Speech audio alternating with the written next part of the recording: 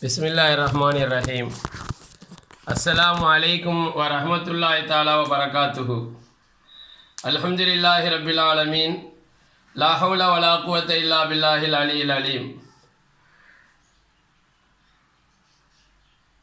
அன்பான பெரியவர்களே, அன்பு சகோதரர்களே, நீங்கள் ஈதுல் அல்ஹாவை நிறைவேற்றிவிட்டு இருப்பீர்கள். நான் உங்கள் முகமது ஆரிஃப் வாஹிதி. சையதுனா இப்ராஹிம் நபி அலைஹிஸ்ஸலாம் அவர்களுக்கு நெருப்பு அல்லாஹ் குளிர்ச்சியாக்கினான் என்பது நம்ம எல்லோருக்கும் தெரியும். என்றால் குர்ஆன் ஷரீஃபில் அது வருது. குல்னா யா நாருகூனி பர்தன் வ சலாமன் அலா இப்ராஹிம். அதாவது நம்ரூதுடைய காலத்தில் வாழ்ந்த அந்த அறியாமை மக்களுக்கு, சிலை வணங்கி வந்த மக்களுக்கு அறிவு புகட்ட வேண்டும் என்பதற்காக இப்ராஹிம் நபி அலைஹிஸ்ஸலாம் எல்லா சின்ன சிலைகளையும் உடைத்துவிட்டு கடைசியாக பெரிய சிலையில் ஒரு பெரிய கோடாரியை மாட்டி வைத்தார்கள். திருவிழாவுக்கு சென்றவர்கள் திரும்பி வந்த பார்த்த பொழுது சின்ன சின்ன சிலைகள் எல்லாம் உடைக்கப்பட்டு பெரிய சிலை மட்டும் கம்பீரமாக காட்சியளித்தது. அதனுடைய தோளில் ஒரு கோடாரி மாட்டியிருந்தது.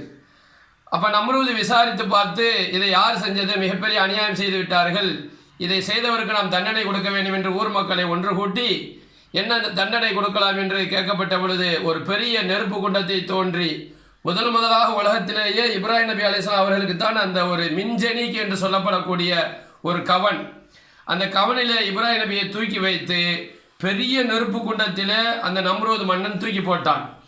காலு ஹர்ரிகூஹு, அவரை நெருப்பிலே போட்டு எரியுங்கள் என்று எல்லாரும் சொன்னார்கள். சிலை வணங்கிகள், உங்களுடைய தெய்வத்துக்கு நீங்கள் உதவி செய்யக்கூடியவதாக இருந்தால் இதை செய்யுங்கள் என்று எல்லோரும் ஒருவருக்கொருவர் ஆத்திரமூட்டி இப்ராஹிம் நபியை தூக்கி போட்டார்கள்.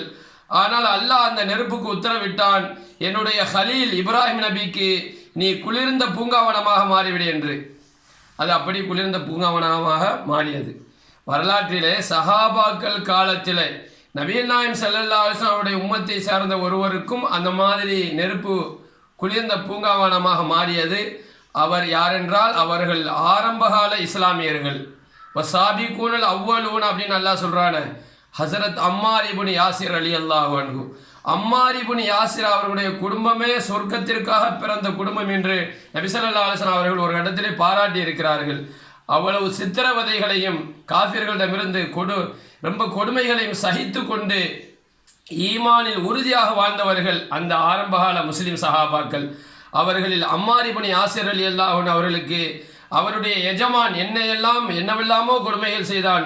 ஒரு இடத்துல ஒரு நெருப்பிலே மாட்டி வைத்து சுத்தி நெருப்பு மூட்டினான். அந்த சிரமத்தில் பெருமானார் ஸல்லல்லாஹு அலைஹி வஸல்லம் அவர்கள் அம்மார் இப்னு யாசிரை பார்த்த பொழுது இப்படி கேட்டார்கள், அதாவது யா நாருகூனி பர்த வ சலாமன் அலா அம்மாரின் கமா குந்தி பர்தன் வ சலாமன் அலா இப்ராஹிம். இப்ராஹிம் நபிக்கு நீ குளிர்ந்த பூங்காவனமாக மாறியது போல என்னுடைய தோழர் அம்மார் இப்னு யாசிருக்கும் நீ குளிர்ச்சி கொடு என்று குளிர்ந்த பூங்காவனமாக மாறிவிடு என்று நபி ஸல்லல்லாஹு அலைஹி வஸல்லம் அவர்கள் துஆ செய்தார்கள்.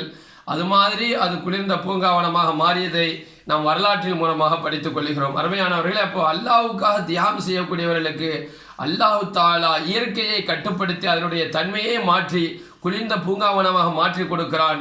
இது அல்லாஹ்வுடைய பெரும் ஆற்றலாகும். அல்லாஹ்வுக்காக சத்திய சஹாபாக்கள் தங்களுடைய முழு சுகத்தையும் தியாகம் செய்து அல்லாஹ்வுக்காக உண்மையான விசுவாசத்தோடு வாழ்ந்தார்கள். தங்களுடைய உடலையும் பொருளையும் அர்ப்பணித்தார்கள், தியாகம் செய்தார்கள். அல்லாஹ் அவர்களை பொருந்திக் கொண்டான்.